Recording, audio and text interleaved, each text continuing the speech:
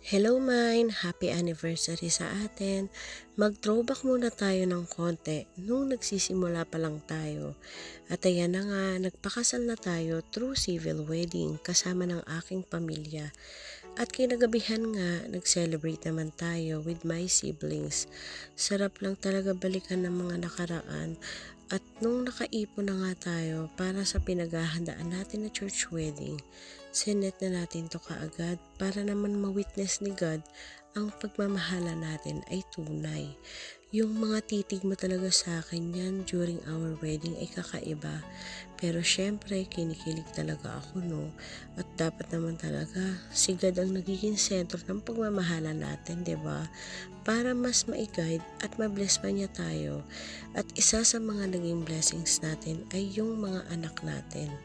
Nagsimula sa 1, 2, 3, hanggang naging 7 na nga sila ngayon.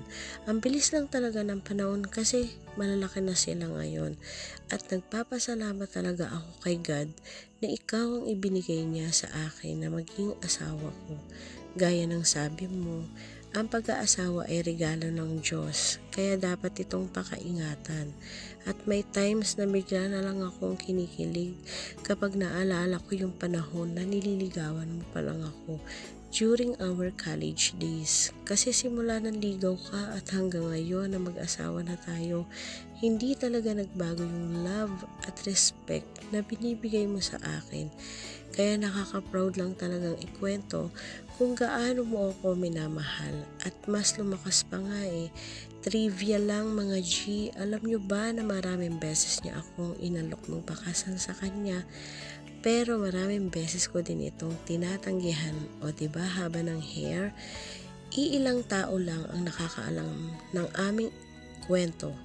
Kaya alam nyo na mga G, may forever sa Marino. Kaya sana forever tayong magsama mine ng buong tapat at puno ng pagmamahalan.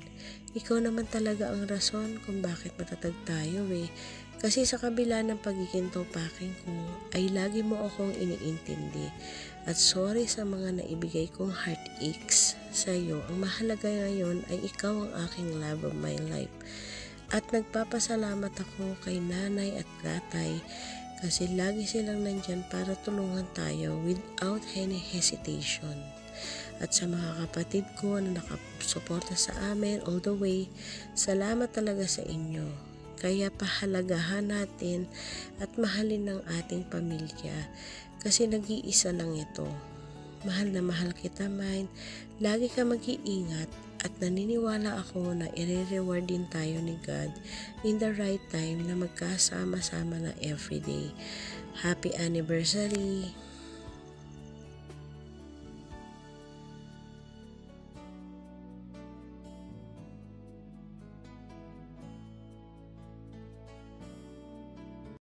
Hello? Hello, mine. Wala akong boses. 3 araw na hindi natulog, kakatrabaho, kaya ganun.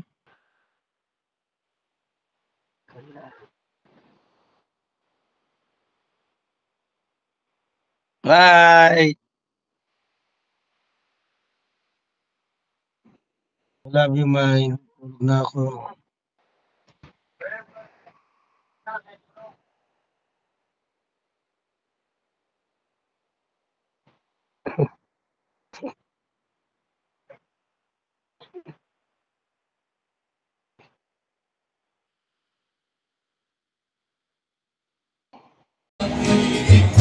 Nating dalawa.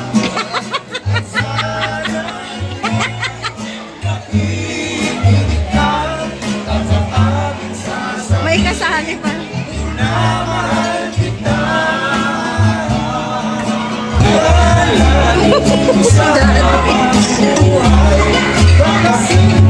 Magkasama yan ay panalangin ko.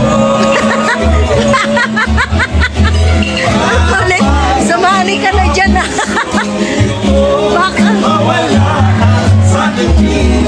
Mahal ko iyong tingin. Ika'y patuloy kong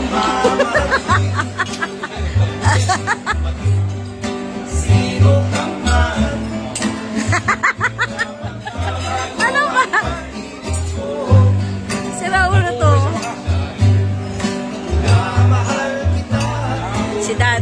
Daddy. Magkakapigil sa damdamin upang ikaw ay ibigin ko ng lubos.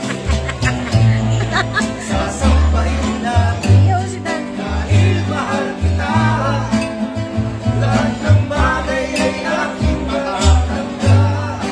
At dahil mahal kita, handa akong mapalayas. Mapalayas, okay. Ito'y kasawian. Dahil mahal kita, sa'yo lamang liligaya. At ang sabihin nila, ika'y patuloy kong mamahalin. Sino ka man, di ka magbabago ang pag-ibig ko. Dahil namahal kita, lahat ng bagay ay aking makakagyan.